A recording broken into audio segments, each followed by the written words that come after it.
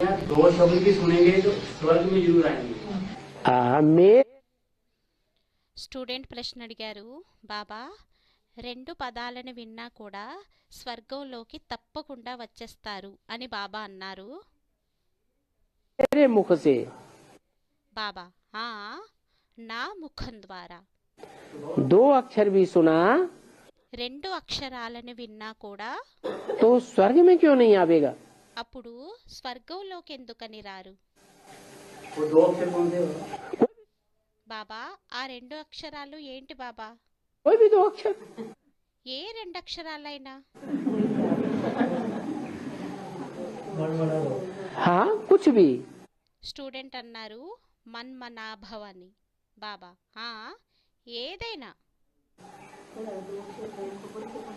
एक तो जो कहने वाला है मेरा मुख, ఒకటి అనేటటువంటి వారు ఎవరైతే ఉన్నారో నా ముఖం అని.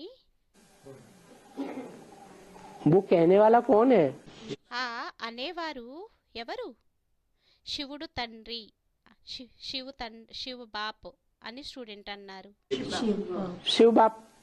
శివుడు తండ్రి और उसका जो मुख है మరియు వారి యొక్క ముఖం ఏదైతే ఉందో वो संपन्न स्टेज वाले मुख की बात है అది సంపన్న స్టేజ్ కలిగిన ముఖం యొక్క విషయం అయ్యిందా, या अधूरे मुख वाली स्टेज की बात है? లేక అసంపూర్ణ ముఖం ఏదైతే ఉందో దాని యొక్క విషయం అయ్యిందా? संपन्न स्टेज का मुख। సంపన్న స్టేజ్ కలిగిన ముఖం. जो संपन्न स्टेज का मुख है ఏదైతే సంపన్న స్టేజ్ కలిగిన ముఖం ఉందో वो कम बोलेगा या ज्यादा बोलेगा? వారు తక్కువగా మాట్లాడతారా లేక ఎక్కువగా మాట్లాడతారా? తక్కువగా అని స్టూడెంట్ అన్నారు. है? कम बोलेगा। తక్కువగా మాట్లాడతారు అని స్టూడెంట్ అన్నారు. బాబా తక్కువగా మాట్లాడతారు. ब्रह्मा बाबा किसी को बोल देते थे कुछ, బ్రహ్మ బాబా ఎవరినైనా ఏదైనా అనేసేవారు. उस बोले हुए शब्दों को मनुष्य आत्माएं वरदान की तरह जीवन भर याद रखती थी। ఆ మాట్లాడిన మాటలని మనుష్యాత్మలు జీవితాంతం వరదానం వలె గుర్తు పెట్టుకునేవారా या नहीं रखती थी? లేక పెట్టుకునేవారు కారా? रखती थी। పెట్టుకునేవారు. और जो शंकर के मुख से जो बजता है మరియు శంకరుని ముఖం ద్వారా ఏదైతే మ్రోగుతుందో उसे वरदान की तरह कोई स्वीकार करता है? వాటిని వరదానం వలె ఎవరైనా స్వీకరిస్తారా? करता है? नहीं करता। స్వీకరిస్తారా? స్వీకరించరు. तो एक है किड़बिड़िया, అయితే ఒకటయ్యింది కిలిబిడియా, చిన్నగా ఎక్కువగా మ్రోగేది. और एक है बड़ा धूम।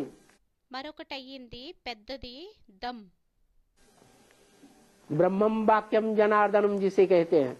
దేనినైతే బ్రహ్మం వాక్యం జనార్దనం అని అంటారో क्या है? ఏమయ్యింది? कौन किसके वाक्य प्रसिद्ध हैं? ఎవరి యొక్క వాక్యాలు ప్రసిద్ధి చెందినవి? पत्थर की लकीर जिनको कोई काट नहीं सकता। శిలా శాసనాలు, వేటినైతే ఎవరు కట్ చేయలేరు. वो कौन से हैं? అవి ఏమయ్యాయి?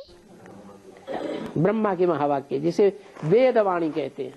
బ్రహ్మ యొక్క మహావాక్యాలు, దేనినైతే వేదవాణి అని అంటారో. लेकिन संसार का चक्र कैसा है? కానీ ప్రపంచం యొక్క చక్రం ఎటువంటిది? आज कोई वेदों को पढ़ता है? ఈ రోజుల్లో వేదాలని ఎవరైనా చదువుతారా? స్టూడెంట్ అన్నారు చదవరు అని. नहीं पढ़ता। చదవరు. शास्त्रों को सब पढ़ रहे हैं, శాస్త్రాలని అందరూ చదువుతున్నారు. चाहे वो क्रिश्चियंस के शास्त्र हो, అది క్రిస్టియన్ల యొక్క శాస్త్రమైనా, चाहे मुसलमानों के शास्त्र हो, అది ముస్లిమ్స్ యొక్క శాస్త్రమైనా उनको महत्व ज्यादा दे रहे हैं। వాటికి మహత్వం అనేది ఎక్కువగా ఇస్తున్నారు. अब दोनों का समन्वय जब होता है ఎప్పుడైతే రెండింటి యొక్క సమన్వయం అవుతుందో అప్పుడు तो वाणी बंद हो जाती। వాణి ఆగిపోతుంది। मनसा की शक्ति से सारे काम होंगे మనసా శక్తితోని పనులన్నీ అవుతాయా या वाणी से होंगे? లేక వాణి ద్వారా అవుతాయా? मनसा की शक्ति से। बोले भी तो बहुत थोड़ा, మనసా శక్తితోని ఒకవేళ మాట్లాడినా కూడా చాలా తక్కువగా, और जो बोले सो निहाल। మరియు ఏదైతే మాట్లాడతారో అది సంతృప్తి చెందినదై ఉంటుంది।